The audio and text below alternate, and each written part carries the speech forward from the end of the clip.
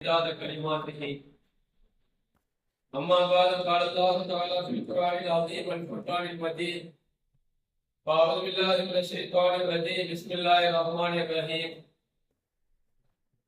والله جعل لكم من بيوتكم سكنا وجعل لكم من جلود الأنعام بيوتا تستخفونها يوم ظهركم ويوم إقامتكم ومن أصواتها وأموالها وأسعارها أثاثا ومتاعا إلى حين صدق الله العلي العليم. وعن محمد بن سعد بن أبي وقاص رضي الله تعالى عنه قال رسول الله صلى الله عليه وسلم أربع من السعادة المرأة الصالحة والمسكن الواسع والجار الصالح والمركب الغني صدق رسول الله صلى الله عليه وسلم. اللهم صل على سيدنا محمد طب القلوب ودوائها وعافية الأبدان وشفائها ونور الأبصار وضيائها وعلى آله وصحبه وسلم. புகழனைத்தும் உலகத்தை படைத்து பரிபாலித்து பாதுகாத்து ரட்சிக்கின்ற கருணையும் வல்லமையும் நிறைந்த அல்லாஹ் ஜல்ல ஷானஹு தஆலா அவன் ஒருவனுக்கே உரித்தாகட்டுமாக. சலாத்தும் சலாமும் இரண்டோக தலைவர் நமது உயிரினும் மேலான திரு தூதர் முஹம்மது ரசூலுல்லாஹி ஸல்லல்லாஹு அலைஹி வஸல்லம் அவர்கள் மீதும் பரிசுத்தமான அவர்களுடைய குடும்பத்தினர்கள் சத்திய சஹாபாக்கள் தாபீன்கள் சுஹதாக்கள் அவுலியாக்கள் மூமின்கள் முஸ்லிம்கள் குறிப்பாக புனிதமான இந்த ஜும்மாக்களை நிறைவேற்ற வந்திருக்கின்ற நம் அனைவர்கள் மீதும் அல்லாஹ்வின் பேரருளும் பெரும் கிருபையும் நிறைவாக நம் மீது பொழியட்டுமாக என்று துஆ செய்தவனாக இந்த ஜும்மாவுரையை தொடங்குகிறேன். அல்ஹம்துலில்லாஹ். கண்ணியத்திற்குரிய அல்லாஹ்வின் நல்லடியார்களே, அல்லாஹ் ரப்பல் ஆலமீன் மனிதர்களை குடும்பமாக படைத்திருக்கிறான். மற்ற உயிரினங்களுக்கு இல்லாத ஒரு தனி அந்தஸ்து. நாம் ஒரு வீடை கட்டி அந்த வீட்டிலே ஒரு குடும்பமாக வாழுகிறோம். இந்த வீடு நமக்கு சுவனமாக மாறுவதற்காக ரசூலுல்லாஹி ஸல்லல்லாஹு அலைஹி வஸல்லம் அவர்களும் சஹாபாக்களும் அருமையாக நமக்கு வாழ்ந்து காட்டி வழிகாட்டி இருக்கிறார்கள். சமீப காலங்களிலே, அதாவது நவீனங்கள் வளர வளர, விஞ்ஞானம் வளர வளர, அல்லது மனிதன் தன்னுடைய சுயநலத்தை அதிகரித்துக் கொள்ள தான் மட்டும் நல்லா இருக்க வேண்டும், தான் மட்டும் சுகமாக இருக்க வேண்டும், தான் மட்டும் வசதியாக இருக்க வேண்டும் என்ற இந்த குறுகிய மனப்பான்மை நம்முடைய வீடுகளை தனித்தனி தீவுகளாக மாற்றிவிட்டது. எல்லாம் பாதுகாப்பானாக. பல மரங்கள் சேர்ந்துதான் ஒரு தோட்டம் என்று சொல்லுவோம். ஒரு தோப்பு என்று சொன்னால் பல மரங்களும் சேர்ந்து இருக்க வேண்டும். பல மரங்கள் தான் ஒரு தோப்பு, ஒரு தோட்டம். அப்பொழுதுதான் அந்த தோட்டம் நமக்கு ஒரு சந்தோஷத்தை தரும். பல கனி வர்க்கங்களும் நமக்கு கிடைக்கும் சொன்னால் அதன் மூலமாக நம்ம நம்முடைய தேவைகளை நிறைவேற்றிக் கொள்கிறோம். அது மாதிரி அல்லாஹ் தஆலா ஒரு குடும்பத்தை ஒரு தோட்டமாக நமக்கு அமைத்து தந்திருக்கிறான். அந்த தோட்டங்களை சீர்படுத்துவது ஒவ்வொரு குடும்பத்தினுடைய தலைவருடைய கட்டாய தலையாய கடமையாக இருக்கிறது. அருமையான மூமின்களே, பெரியோர்களே, நாம் வீடு கட்டி வசிக்கிறோம். மற்ற உயிரினங்கள், மற்ற பிராணிகள், கால்நடைகள் அப்படி அல்ல. இப்ப நமக்கு அல்லாஹ் தஆலா தந்த பெரிய நியமத்து நம்முடைய வீடு. அந்த வீடை அழகாக நாம் அமைக்க வேண்டும். அழகு என்று சொன்னால் நீங்கள் நினைப்பதை போல ஒரு 4 மாடி 5 மாடி கட்டிடம் கட்டி நல்ல ஏசிலாம் அமைத்து அழகான முறையில் வடிவமைப்பதல்ல. நம்முடைய குடும்பத்தை நாம் அழகான முறையில் வடிவமைக்க வேண்டும். நம்முடைய பிள்ளைகள், நம்முடைய உறவினர்கள், நம்ம வீட்டில் இருக்கக்கூடிய பெரியவர்கள், முதியோர்கள், தாத்தா பாட்டிமார்கள், இவர்களை எல்லாம் நன்கு உபசரிக்கின்ற பொழுதுதான், அழகான முறையில் அவர்களுக்கு பணிவிடை செய்கின்ற பொழுதுதான் அந்த குடும்பம், அந்த வீடு அழகான வீடாக மாறுகிறது. ஒரு மனிதனுக்கு வாழ்க்கையில மிக மிக முக்கியமானது, மனிதன் ஓடி ஓடி உழைப்பதும் நிம்மதிக்காகத்தான். அந்த நிம்மதி எங்கே இருக்கிறது என்று சொன்னால் அல்லாஹ் சொல்லுகிறான், உங்களுடைய வீடுகளில் தான் நிம்மதி இருக்கிறது என்று. வேற எங்கேயும் கிடையாது. தனியப்பையில் ஆக்கிரத்து தங்கினாலும் நிம்மதி வராது. பெரிய ஆபீஸ்ல இருந்து 8 மணி நேரத்துக்கு பதிலாக 14 மணி நேரம் 12 மணி நேரம் நாம் உழைத்தால் மட்டும் நிம்மதி வந்துடாது. அல்லது நமக்கு லட்சமாக கோடி கோடியாக வருமானம் வந்தால் மட்டும் நமக்கு நிம்மதி வந்து விடாது. இப்ப வீட்டில் உள்ளவர்கள் நம்ம இடத்திலே அழகான முறையில் பண்போட நல்ல குணத்தோடு நடந்து கொள்வது என்றால் நமக்கு அழகு அந்த வீட்டுக்கு இருக்கிறது. அல்லாஹ் குர்ஆனிலே சொல்லுவான், வல்லாஹு ஜஅல லக்கும் மின் புயூத்திக்கும் சக்கனா, உங்களுடைய வீடுகளில் அழகான முறையில் பண்போட நல்ல குணத்தோடு நடந்து கொள்வது என்றால் நமக்கு அழகு அந்த வீட்டுக்கு இருக்கிறது. அல்லாஹ் குர்ஆனிலே சொல்லுவான், வல்லாஹு ஜஅல லக்கும் மின் புயூத்திக்கும் சக்கனா, உங்களுடைய வீடுகளில் அழகான முறையில் பண்போட நல்ல குணத்தோடு நடந்து கொள்வது என்றால் நமக்கு அழகு அந்த வீட்டுக்கு இருக்கிறது. அல்லாஹ் குர்ஆனிலே சொல்லுவான், வல்லாஹு ஜஅல லக்கும் மின் புயூத்திக்கும் சக்கனா, உங்களுடைய வீடுகளில் உங்களுக்கு அல்லாஹ் நிம்மதியை அமைத்து தந்திருக்கிறான். அப்ப நிம்மதி என்பது நம்முடைய வீடுகளில் தான் இருக்கிறது. மாஷா அல்லாஹ், இன்னைக்கு நாம ஏதாவது ஒண்ணு சொந்த வீட்டுல இருப்போம் அல்லது வாடகை வீட்டுல இருப்போம். ஆனால் 30 கோடி பேர் இந்தியாவுல வீடே இல்லாமல் வசிக்கக்கூடியவர்களாக நாம் பார்க்கிறோம். ஒரு கணக்கு புள்ளி விவரம் சொல்லுகிறது. இப்ப அல்லாஹ் நமக்கு தந்த அந்த வீட்டிற்கும் அல்லது நமக்கு அமைந்த நல்ல மனைவிக்கும் அல்லாஹ் தந்ததற்காக நாம் அல்லாஹ்வுக்கு நன்றி செலுத்த வேண்டும். அல்ஹம்துலில்லாஹ். அல்லாஹ் நம்மை வசிப்பதற்காக ஒரு அழகான வீடை தந்து நமக்கு உள்ளத்திற்கு இதயத்திற்கு நிம்மதி தருவதற்காக ஒரு அழகான நல்ல ஒழுக்கமுள்ள மனைவியை தந்ததற்கு நாம் அல்லாஹ்வுக்கு காலம் காலம் நாம் நன்றி செலுத்த வேண்டும். அல்லாஹ் அந்த பாக்கியத்தை நிரந்தரமானதாக அல்லாஹ் நமக்கு ஆக்கி தருவானாக. அருமையான பெரியவர்களே, தமிழிலே ஒரு பழமொழி சொல்லுவார்கள், மனைவி அமைவதெல்லாம் இறைவன் கொடுத்த வரம். நிச்சயமாக நாம தேடி என்ன முயற்சி செய்து ஒரு பெரிய வசதியான குடும்பத்திலே அழகான குடும்பத்திலே பெண் எடுத்தாலும் கூட கல்யாணமாகி சில மாதங்களிலே அவர்களுக்கும் மனக்கசப்பு ஏற்படுகிறது. நீங்க புள்ளி விவரம்னா சொன்னா நிறைய சொல்லலாம். ஹைகோர்ட்ல எவ்வளவு டைவர்ஸ் கேஸ் நடக்குது என்று சொல்லி, அது நமக்கு தேவையில்லை. அல்லாஹ் அந்த மாதிரி பிரிவினைகள் வராமல் நம்முடைய குடும்பங்களை, நம்முடைய உறவினர்களை முகப்பத்தோடு சந்தோஷத்தோடு அல்லாஹ் சேர்ந்து வாழ்வதற்கு தௌஃபீக்கை தருவானாக. அப்ப இந்த அழகு, ஒரு வீட்டினுடைய அழகு, ஒன்று வெளிப்புறங்கள் சுத்தமாக இருக்க வேண்டும். நம்முடைய வீடுகளிலே சாமான்கள் அப்படியே கிடைப்பது போடாமல் அதை எடுத்து சுத்தம் செய்து வைப்பது. சுகாதாரத்துறை ஆய்வறிக்கை ஒன்று சொல்லுகிறது, நீங்கள் எவ்வளவு பரிசுத்தமாக இருக்கிறீர்கள் என்பதற்கு அடையாளம் உங்களுடைய தலையணைகளும் உங்களுடைய கழிவறைகளும். நம்முடைய தலையணைகள் நாம் காலையில் எழுந்திருத்தவுடன் அதை எடுத்து சுத்தமாக நாம் வேலை எடுத்து வைப்பது, நாம் கழிக்கக்கூடிய மலத்தளங்களை சுத்தம் செய்துவிட்டு ஆரோக்கியமாக நாம் வைத்துக் கொண்டால் இவர் சுத்தமானவர் என்பதை நாம் விளங்கிக் கொள்ளலாம் என்று சுகாதாரத்துறை ஒரு ஆய்வறிக்கை சொல்லுகிறது. அது நிச்சயமாக உண்மை. பல பேருந்து நிலையங்களில் தான் நாம் பார்த்து போகவே முடியாது, கழிவறைக்கு செல்லவே முடியாது, அவ்வளவு மோசமாக கிடக்கும். அப்ப அந்த கழிவறைகளையும் நம்முடைய தலையணைகளையும் வெளிப்புறங்களை நாம் சுத்தமாக வைத்திருந்தால் நம்முடைய உட்புறம், நம்முடைய எண்ணங்களும் நம்முடைய சிந்தனைகளையும் தூய்மையானதாக இருக்கும். அப்படி தூய்மையானதாக இருந்தால்தான் நமக்கு நிம்மதி கிடைக்கும். அப்ப வீட்டை நாம் எப்பொழுதும் யாரை பற்றியும் தவறான எண்ணம் கொள்ளாமல், புறம் பேசாமல், மற்றவர்களை தாழ்வாக கருதாமல், எல்லோரும் நல்ல மக்கள் என்ற ஒரு மனநிலையில் இருப்பதுதான் நம்முடைய வீடு அழகாக இருப்பதற்கு அர்த்தம். ரசூலுல்லாஹி ஸல்லல்லாஹு அலைஹி வஸல்லம் அவர்கள் சொல்லுவார்கள், முஹம்மது இப்னு ஸஅத் ரலியல்லாஹு அவர்கள் அறிவிக்கிறார்கள், அல்லாஹ்வுடைய நியமத்துக்களில் 4 மிக பிரதானமாக சொல்லுகிறார்கள் ஸல்லல்லாஹு அலைஹி வஸல்லம். 4 வகையான நியமத்துக்கள் நமக்கு கிடைக்கப்பட்டால் நமக்கு எல்லாம் கிடைக்கப்பட்டது மாதிரிதான். ஒன்றாவதாக ரசூலுல்லாஹ் சொன்னார்கள், அல் மர்அத்து சாலிஹா, உங்களுக்கு சாலிஹான மனைவி அமைந்து விட்டால் நீங்கள் பாக்கியவான்கள், நியமத் பெற்றவர்கள்.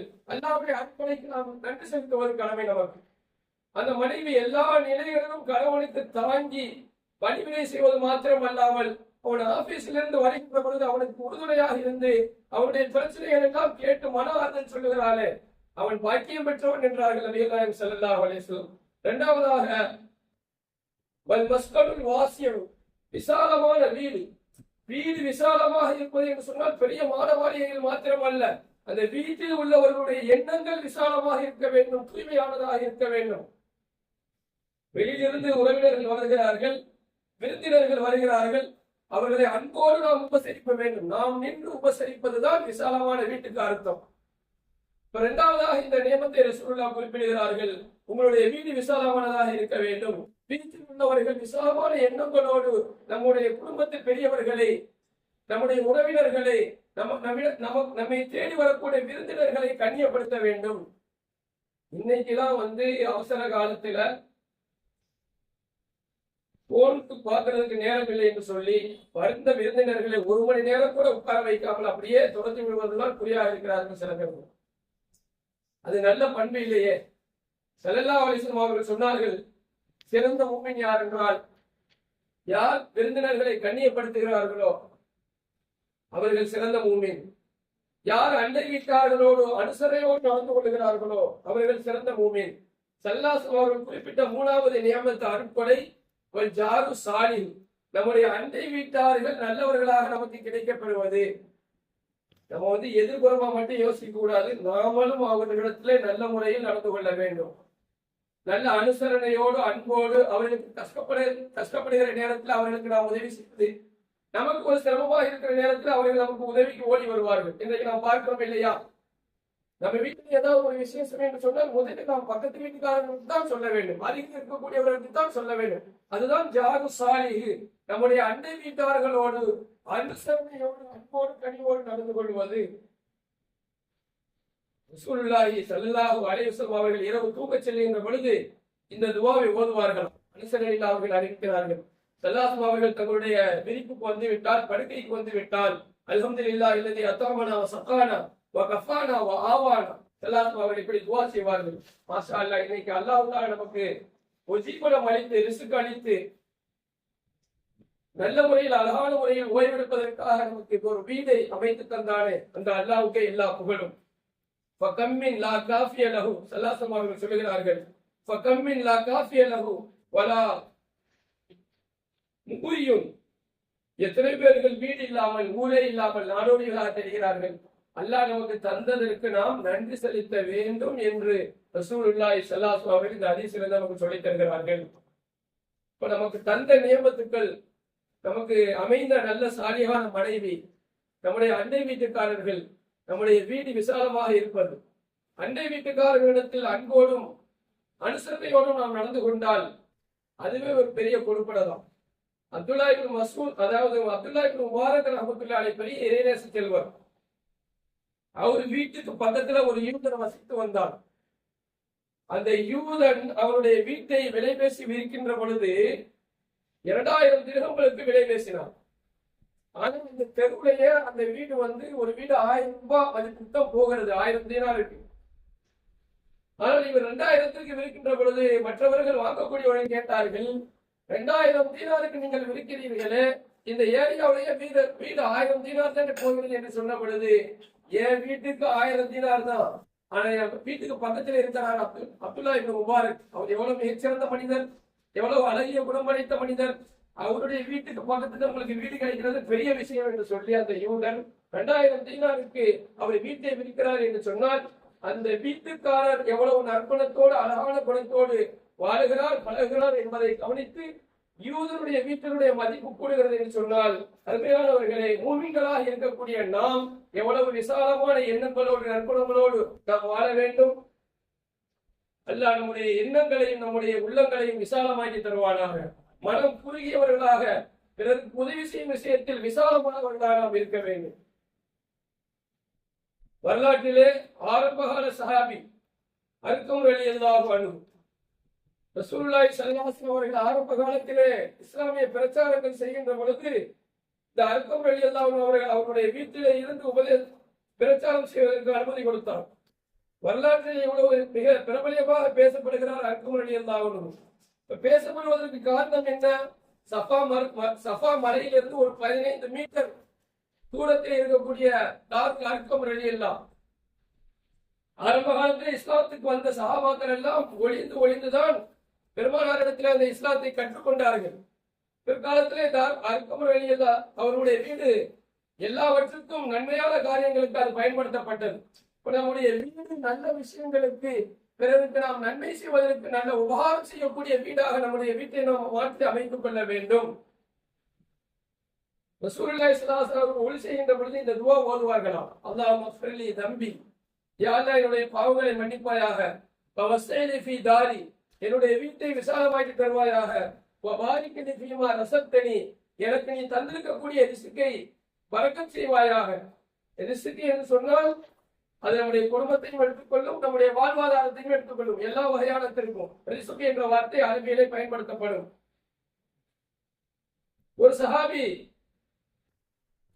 ரசூலுல்லாஹ்விடத்திலே வந்து, யா ரசூலல்லாஹ், இந்த துஆவை நீங்கள் ஒளி செய்கின்ற பொழுது ஓதுகிறீர்களே, இதுல என்ன நன்மை இருக்கிறது என்று கேட்ட பொழுது ஸல்லல்லாஹு அலைஹி அவர்கள் விவரமாக சொல்லிவிட்டு சொன்னார்கள், அன்பு தோழரே, இதை ஓதுவதை நீங்கள் வளமையாக ஆக்கிக் கொள்ளுங்கள், விட்டு விடாதீர்கள் என்றார்கள் நபி ஸல்லல்லாஹு அலைஹி வஸல்லம். ஒளி செய்கின்ற பொழுது நாம் பிஸ்மில்லாஹிர் ரஹ்மானிர் ரஹீம் சொல்லி ஓதுவோம். அப்ப ஒளி செய்து விட்டு அல்லாஹும்ம ஃபிர்லி தம்பி, யா அல்லாஹ் என் பாவங்களை மன்னிப்பாயாக, வவஸ்ஸினி ஃபீ தாரி, என்னுடைய வீட்டை நீ விசாலமாக்கி தருவாயாக, வபாரிக் லி ஃபீமா ரஸக்தனி, எனக்கு தந்திருக்கக்கூடிய ரிஸ்கை என்னுடைய மனைவி எனக்கு இன்னும் நன்மை செய்யக்கூடியவளாக, எனக்கு வாழ்க்கைக்கு ஒத்தானவளாக, தோற்றுவானவளாக, இம்மையிலும் மறுமையிலும் எனக்கு எஹ்சான் உபகாரம் செய்யக்கூடியவளாக ஆக்கி தருவாயாக, நம்முடைய பிள்ளைகளை நன்மை செய்யக்கூடிய பிள்ளைகளாக ஆக்கி தருவாயாக என்று ரசூலுல்லாஹி ஸல்லல்லாஹு அலைஹி வஸல்லம் துஆ ஓதுவார்கள். நாம் இதை நாம் வளமையாக ஓத வேண்டும்.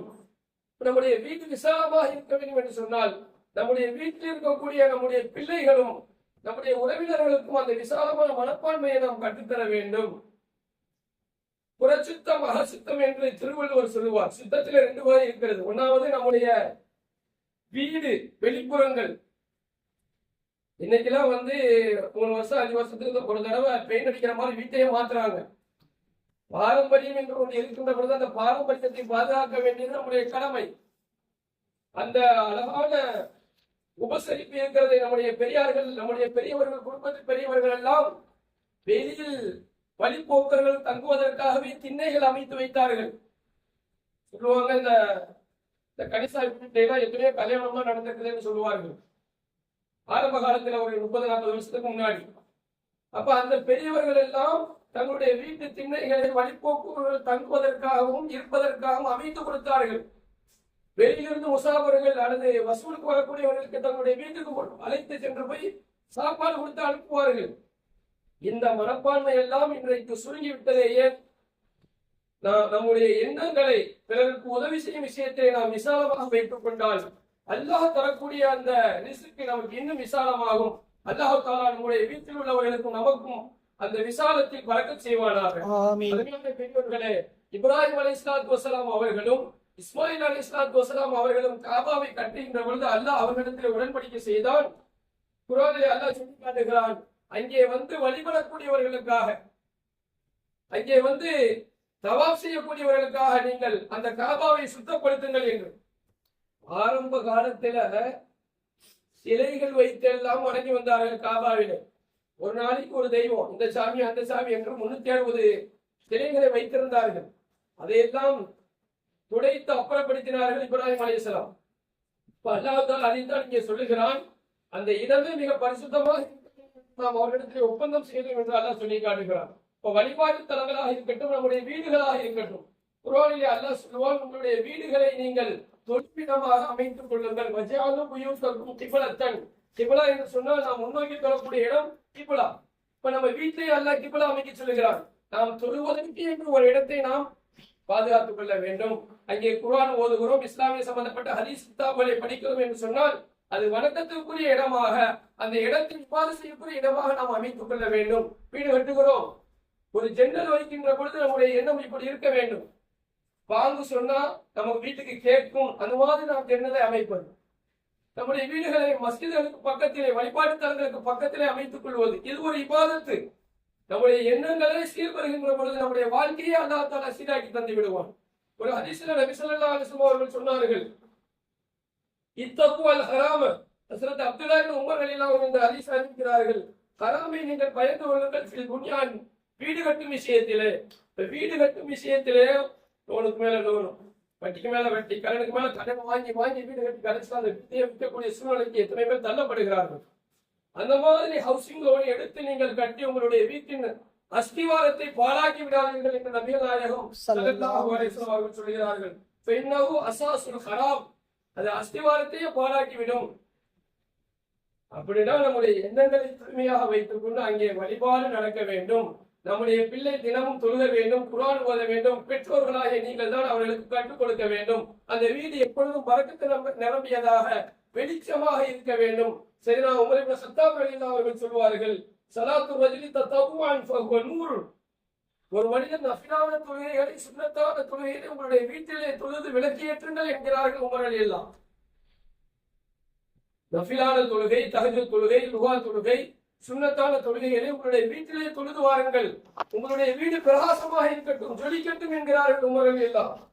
ஃபனபிரு புயூதக்கும் வமா கைர பைத்தின் லைஸ ஃபீஹி நூர்.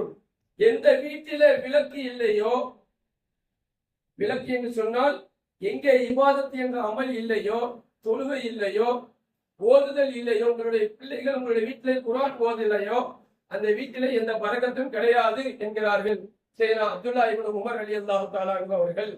நபி ஸல்லல்லாஹு அலைஹி வஸல்லம் அவர்கள் சொல்லி இருக்கிறார்கள். அப்புறம் நம்முடைய வீடுகளிலே நாம் தொழுக வேண்டும், நம்முடைய வீட்டு பெண்களை தொழுகும்படியாக வேண்டும். நீங்கள் உங்களுடைய நெஞ்சை தொட்டு சொல்லுங்கள், எத்தனை பெண்கள் உங்களுடைய வீடுகளிலே தொழுகிறார்கள்?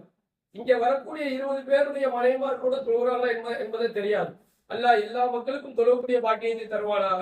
நம்முடைய பிள்ளைகளை அல்லாஹ் தீன்தாரியான பிள்ளைகளை ஆக்கி தந்தி 5 நேரம் தொழக்கூடிய பிள்ளைகளை அல்லாஹ் மாற்றி தருவானாக. நம்முடைய பிள்ளைகளை அல்லாஹ் சாலிகான பிள்ளைகளாக மாற்றி தருவானாக.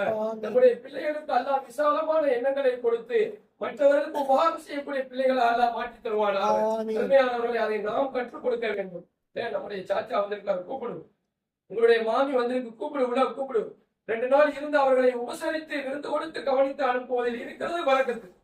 ரசூலுல்லாஹி ஸல்லல்லாஹு அலைஹி வஸல்லம் சொல்லுகிறார்கள், இதுதான் விசாலமான எண்ணம். அல்லாஹ் தஆலா அன்சாரி சஹாபாக்களை குர்ஆனிலே புகழ்ந்து பாராட்டுகிறார்.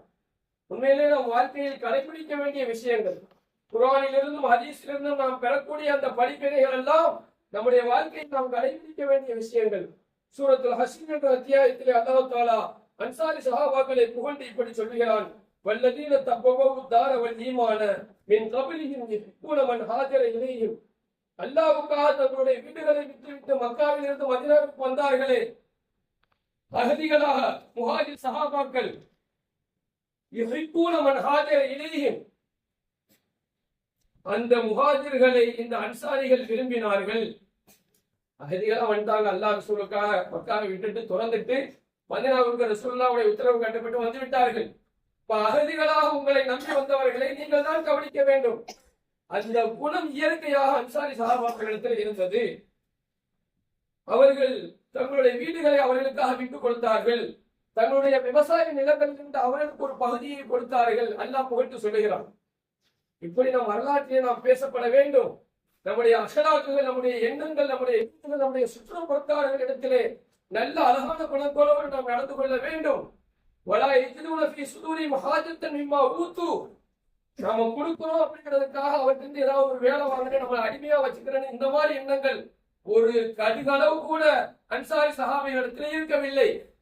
அகதிகளாக வந்த அந்த முஹாஜிர் சஹாபாக்களை கண்ணியப்படுத்தினார்கள். தங்களுடைய வீட்டு பெண்களை அந்த அன்சாரி இளைஞர்கள், முஹாஜிர் இளைஞர்களுக்கு திருமணம் முடித்து கொடுத்தார்கள். ஹதீஸ்களை நாம் படிக்கிறோம். அப்ப சஹாபாக்கள், அல்லாஹ் தஆலா அந்த அன்சாரி மதீனாவாசி சஹாபாக்களை புகழ்ந்து சொல்லுகிறான் என்று சொன்னால், அவர்கள் எந்த எதிர்பார்ப்பும் இல்லாமல் தங்களுடைய வீடுகளை அவர்களுக்கு வசதி செய்து கொடுத்தார்கள். தங்களுடைய வருமானங்களில் இருந்து அவர்களுக்கு ஒரு பகுதியை கொடுத்து அவர்களை அரவணைத்துக் கொண்டார்கள். இதுதானே நமக்கு படிப்பினை. சஹாபாக்கள் ரசூலுல்லாஹ் என்ன செய்தார்களோ அதை செய்தால்தான் நாம் வெற்றி பெற முடியும். அல்லாஹ் ரப்பல் ஆலமீன் சஹாபாக்களை பின்பற்றி நடக்கக்கூடிய பாக்கியத்தை தந்தருள்வானாக.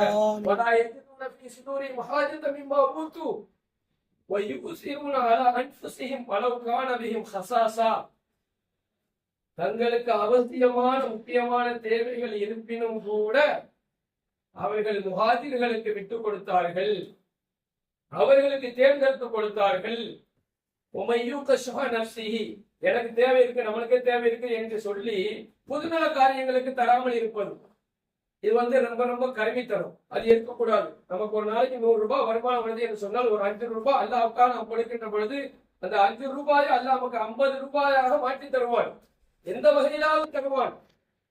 நாம் அல்லாஹ்வுக்காக கொடுக்க வேண்டும். கொடுப்பதன் மூலமாக அவர்களிடத்திலிருந்து எந்த நன்மையும் நாம் எதிர்பார்க்க கூடாது. கொடுக்கக்கூடியவர்களுக்கு அது இருக்கக்கூடாது. ஒரு கவிஞர் சொன்னார்,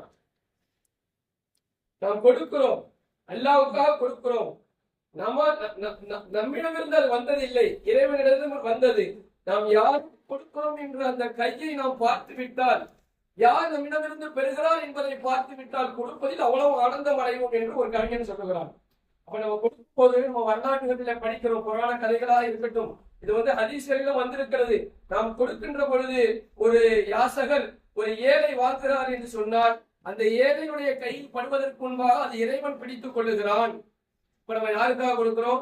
இறைவனுக்காக கொடுக்கிறோம். இறைவன் பிடித்து அவனுக்கு அந்த வசதியை கொடுக்கிறான்.